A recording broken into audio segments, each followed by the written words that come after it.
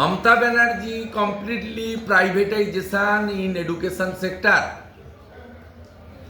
हर assembly में opposition का member का प्राइवेट मेंबर बिल से लेकर बंगाल का जो बार्निंग इशू है अनएम्प्लॉयड यूथ का, इंडस्ट्रियलाइजेशन का, फार्मर्स का, ये जो इरिगेशन सिस्टम का, इसके लिए कोई चर्चा बंगाल विधानसभा में नहीं होता।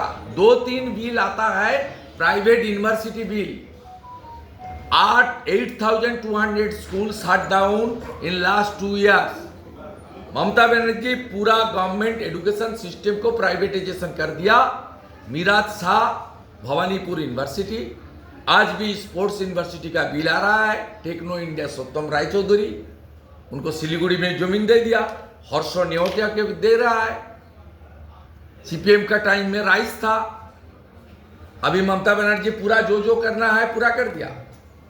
पूरा education system in West Bengal completely converted to private system, बेच दिया एजुकेशन को। इसलिए ममता बनर्जी का एक ही मकसद है, सरकारी स्कूल बंद करो, सत्यम राय चौधरी का स्कूल में रुपया देकर एंट्री लो, और सत्यम राय चौधरी अपने कमाई से बड़ा हिस्सा ममता को भेजता है। तो सीधा लाइक चिट फंड, पूरा एजुकेशन को प्राइवेटाइजेशन का हर असेंबली में। पिछले असेंबली सेशन में भवानीपुर यूनिवर्सिटी का बिल था, वो कौन है? मीरात शाह, करीबी आदमी ममता की। आज किसका बिल है? Sport Netaji Subhash sports university, doctor Satyam Rai Chaudhary, जो आजकल कागज का मालिक ओनर्स है, ममता के साथ घूमता है, फॉरेन जाता है। देखिए, पश्चिम बंगाल सरकार जिस तरीके से 11 साल के बाद ये बार इस तरीके से काम कर रहा है, इसमें कोई नीति भी नहीं है, नियत भी नहीं है, कोई सिस्टम नहीं है, फिनेंशियल रूल्स एंड रेगुलेशन भी नहीं है। असेंबली को कॉन्फिडेंस में लेकर कॉन्स्टिट्यूशन को मानते हुए काम तो नहीं करता। ये एक आदमी का अपने मनमर्जी के ऊपर इस तरीके से गलत डिसीजन, फिनेंशियल इनडिसिप्लिन है। इसलिए कोर्ट जो इंटरिम ऑर्डर दिया है, प्राइमरी जो इंटरिम स्टे लगाया है, इस तो कानूनी तरीके से वो लोग किया है। Legally and logically the bench is right, absolutely right. ये आज नहीं है।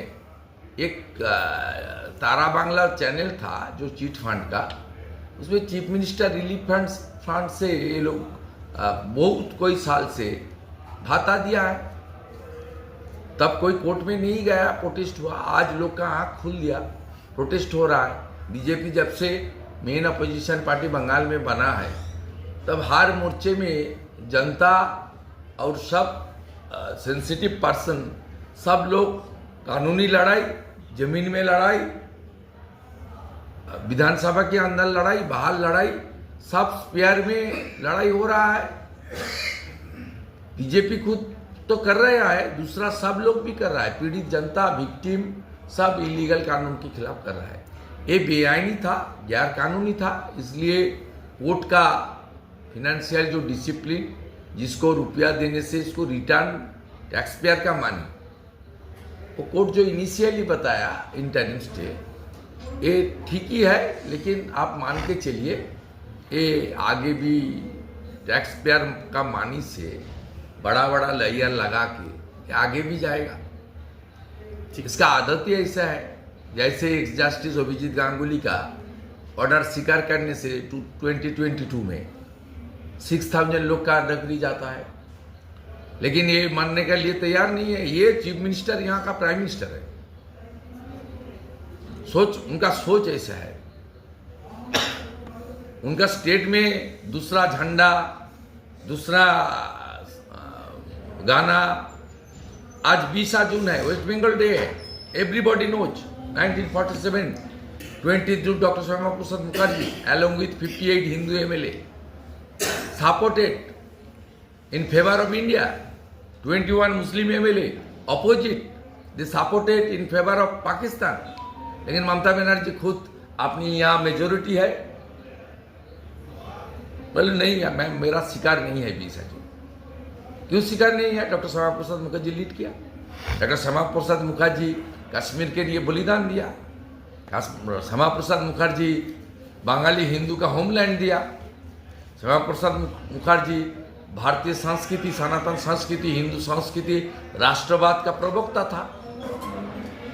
उन्होंने जनसंघ प्रतिष्ठा किया, जो बीजेपी आज सबसे बड़ा पार्टी की रूप से उभर आया है पूरा वर्ल्ड में, नॉट ओनली आवर कंट्री। इसलिए डॉक्टर श्यामा प्रसाद मुखर्जी का आइडियोलॉजी के खिलाफ, हिंदुत्व और राष्ट्रवाद का खिलाफ ममता बनर्जी स्वीकार नहीं किया। स्वीकार नहीं किया तो क्या हुआ? पूरा प्रदेश में सुबह से शाम तक वेस्ट बंगाल डे मना रहा है जनता। हर क्षेत्र में प्रोग्राम चल रहा है। और एक सवाल है